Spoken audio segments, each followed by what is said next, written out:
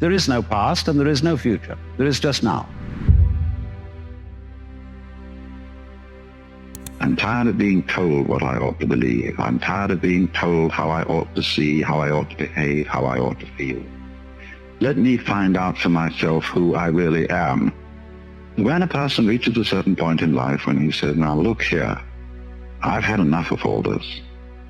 I'm simply tired of making life not in the least bit worth living by going through the horrors as to what might happen, of going through all this in the name of efficiency and membership in the community. Let me for a while get away from it all and find out what the score is for myself. Only suckers put hope in the future. So when we say to ourselves, you must go on, the reason is, you see, that we are not living in the eternal now, where reality is.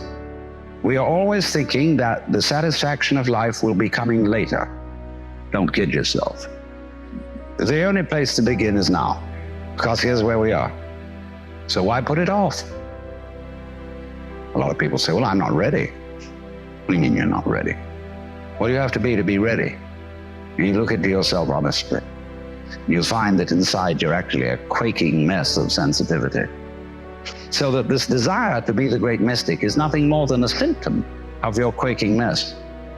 It's self-defense, running away from the quaking mess, escaping. There's nothing you can actually do to transform your own nature into unattached selflessness, because you have a selfish reason for wanting to do it.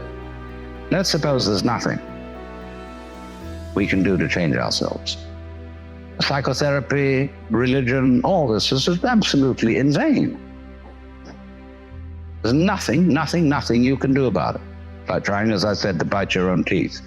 What does it mean that you can't do anything about it? Singing loud and clear. The reason you can't do anything about it is that you don't exist. That is, as an ego, as a soul, a separate will, just isn't there. When I say you, as you conceive yourself to be, that is your ego, your image of yourself, isn't there. It doesn't exist. It's an abstraction. This illusion of the persecuted ego who is pushed around by fate, it has altogether disappeared. And so, likewise, the illusion of the ego who pushes fate around has also disappeared. There's a happening by dying to yourself, by having become completely incompetent and found that you don't exist. You're reborn. See, our problem is we don't really know how to stop. We've got something started and we see it's going in a wrong direction. And I think the difficulty is when the wrong man uses the right means work in the wrong way. In other words, there's something wrong with the way we think. And while that is there, everything we do will be a mess. Now, what is it that's wrong? Now, as far as I can see, the basic mistake is that we've invented this wonderful system of language and calculation, and that it is at once too simple to deal with the complexity of the world, and also we are liable to confuse that system of symbols with the world itself, just as we confuse, say, money with wealth. A lot of people are in business to make money instead of wealth. When they make the money, they don't know what to do with it. The civilized man tends to be in a state of chronic worry and fear and anxiety because he's always confronted not with the simple actuality of what is happening before him, but with the innumerable possibilities of what might happen. And since, because of this, his emotional existence tends to be in a chronic state of anxiety and tension, he loses increasingly the ability to relate to the concrete world as it manifests itself to him. We are all amazingly involved in the process of being human and playing our game and taking our side. And therefore our victories and defeats, our sicknesses and our healths, are things we get mighty partisan about. And therefore we cannot see that human behavior is just like everything else.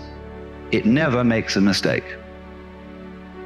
Only its never making a mistake must include the feeling that mistakes can be made. All people are manifestations. There are not any mistakes in the world. When you look at patterns on the foam of the breaking waves on the seashore, and you look at the outlines of mountains, and the grain in wood, and the markings on marble, you notice that it never makes an aesthetic mistake. Never. Life happens, changes go on too rapidly for that. Because you see, in the world, everything is happening all together everywhere at once. And meanwhile, we, with our myopic little minds, are working it out step by step. Of course, we are greatly assisted by the rapidity of the computer. But even so, the computer is still looking at things in rows as the magnetic tape goes through and is scanned by the computer. It's still all going along in a single track. And I suppose then our difficulty is that we have lamentably one-track minds and an infinitely many-tracked universe. And we may have to come to the alarming conclusion that the universe is smarter than we are. When you study the records of these self-discoveries, the fascinating thing is that there seems to be such a common measure of agreement between all those who find out for themselves. And yet always the way in which he has to find out is not through seeking agreement with others, not trying to find what others have found, but only to find what his own senses and his own direct experience tell him when he, as it were, goes into his inner closet, goes into his own secret place, and asks for a direct encounter with the world, and no longer, as it were, looks out of the corner of his eyes to see if everybody else is doing the same thing, getting the same results. It is in this sense that a person becomes, in the truest sense of the word, a self, an original, authoritative source of life, as distinct from the person in its original sense, a mask, a role that he is playing in the society.